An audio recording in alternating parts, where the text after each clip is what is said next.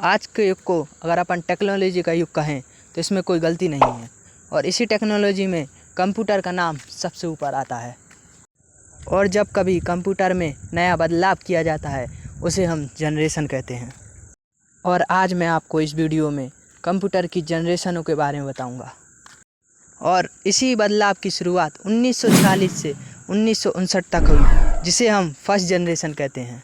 First generation के कंप्यूटरों में सीपीयू और मेमोरी की जगह वैक्यूम ट्यूब का इस्तेमाल किया जाता था, जिसकी वजह से इनका आकार बहुत बड़ा और क्षमता बहुत धीमी हुआ करती थी। में वैक्यूम ट्यूब की जगह ट्रांजिस्टर का उपयोग किया जाने लगा, इसलिए इस युग को ट्रांजिस्टर का युग भी कहा जाता है। ट्रांजिस्टर सस्ते, कॉम्पैक्ट और कम बिजली की खपत करते थे, इसलिए ये कंप्यूटर फर्स्ट जनरेशन की तुलना में बहुत तेज़ कार्य करते थे। इस जनरेशन में प्राइमरी मेमोरी के रूप में चुंबकीय कोर का इस्तेमाल किया जाता था और सेकेंडरी मेमोरी के रूप में चुंबकीय डिस्क और टेप का इस्तेमाल किया जाता था।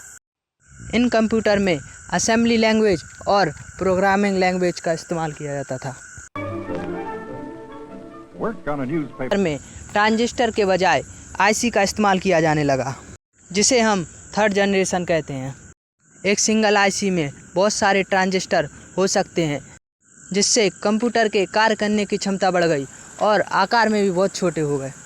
सन 1971 से 1980 में बहुत बड़े पैमाने पर वीएलएसआई का इस्तेमाल किया गया, एक चिप जिसमें लाखों ट्रांजिस्टर और अन्य तत्व होते हैं। 1980 से अब तक के कंप्यूटरों में वीएलएसआई तकनीक को यूएलएसआई में बदल दिया। इस जनरेशन के कंप्यूटरों में समांतर प्रोसेसिंग हार्डवेयर और एआई सॉफ्टवेयर का इस्तेमाल किया गया और इस जनरेशन में एआई को और डेवलप किया जा रहा है, जिससे कंप्यूटर और आसान किया जा सके। और गाइस, इस वीडियो को लाइक और चैनल को सब्सक्राइब करके ज़रूर जाइएगा।